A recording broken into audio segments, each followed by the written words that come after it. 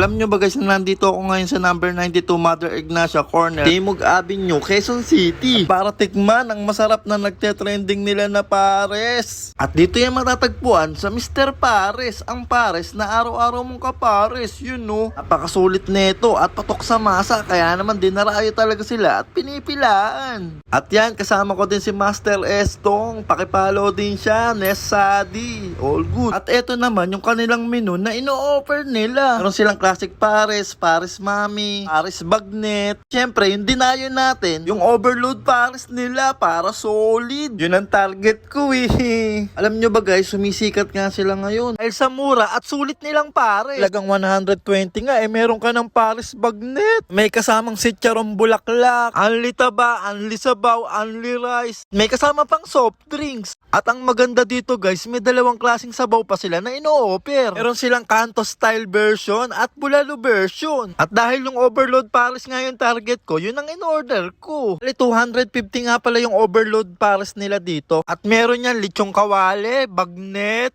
chicharong bulaklak, at bone marrow. Ang subo pa lang eh, kumakaway na agad sa'yo si San Pedro. Grabe, ang dami pala. Maubos ko kaya to? At sino mag-aakala sa isang sosyal na lugar dito sa Timog na punong-puno ng mamahaling restaurant at matataas na building, eh merong pares na para sa lahat. At bubusugin kayo sa murang halaga. At sobrang ganda rin ang ambience nila dito. Sobrang maliwalas. Maluwag ang kanilang store. At napansin ko din, non-stop din yung pagdating ng mga customer nila dito. So ayun guys, ito na yung order kong 250 na overload pares nila. At tingnan nyo naman guys, sobrang presentable nila mag-serve. Ganun sana. At may kasama din siyang rice at unlimited yan. At may soft drinks din siya. Kaya saan ka pa? At eto yung pinaka best part na gusto ko dito. Ikiman time. Check na natin yan. Grabe guys, so sobrang dami nila mag-serve. At ang lalaki pa ng mga hiwa ng mga laman ng baka. Okay, para sa inyong una kong subo.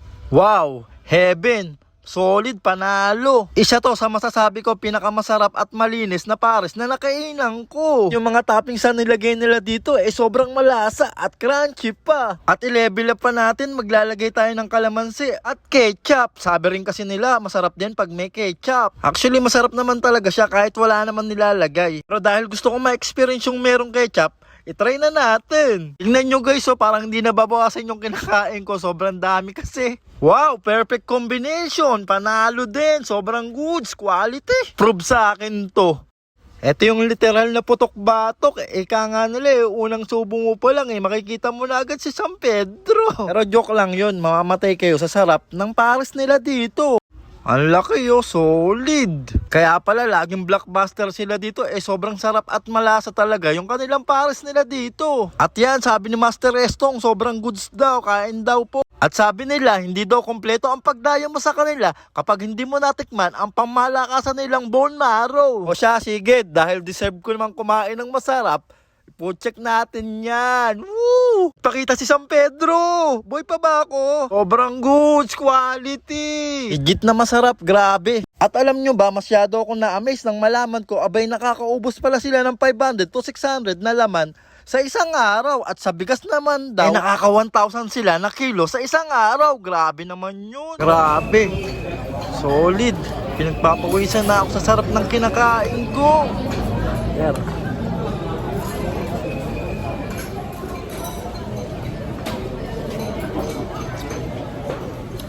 Tingnan nyo naman guys, sobrang dami nila mag-serve. At sobrang lalaki ng mga laman. Ito yung mga tipo na pares na babalik-balikan mo dahil sa sarap. At hindi tinipid sa mga toppings na nilalagay nila. At para sa akin nga, sobrang nag-enjoy ako sa pagkain ko dito. At bukod sa masarap at sulit, sobrang solid din ang experience namin dito. Ano ba naman, sobrang bait at approachable ng mga staff nila dito. At pala, binabalik-balikan sila. Sobrang goods noon. Take note guys yung mga customer nila dito hindi basta-basta. Mga nakasasakyan pa. Mga nagtatrabaho sa bangko, may nurse, may foreigner, at marami pang iba. At nakaka-proud lang isipin, tinatangkilik ng ibang lahi ang sariling atin. Isa nga ang pares na patok at Filipino dish na dapat ipagmalaki natin. So ayun, kung gusto nyo pong pumood trip, check out nyo na dito. Sobrang legit at masarap talaga yung pares nila dito. Recommended ko to. At hindi kayo magsisisi sa pagdayo nyo sa kanila. Nakita nyo naman, sobrang daming tao. Talaga nudumog sila dito. Maganda maganda dito, 24 hours silang bukas at open sila araw-araw. At sobrang dali lang din po nilang makita kasi along highway lang sila. At located po sila sa number 92, Mother Ignacia, corner, Timog Avenue, Quezon City. Kaya arat na! Serve mong kumain ng masarap kasi masipag ka, kaya pumood trip ka na dito. So ayun, siguro dito ko na rin tatapusin yung video ko. Maraming salamat sa panonood. At salamat din kay Master Estong sa pagsama sa akin dito. Kung nagustuhan nyo naman po yung video na to, paki-like and share naman po. Salamat!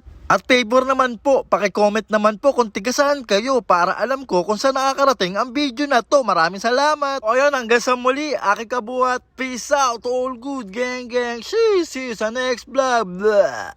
Sipag magtututulog, kaya pita ka puyat. Imbis magbanat ng buto, nagbunat ng butong may kasamang ikab. Ganong katamad, sabay-abasa ba magaling, magabang na malalaglag.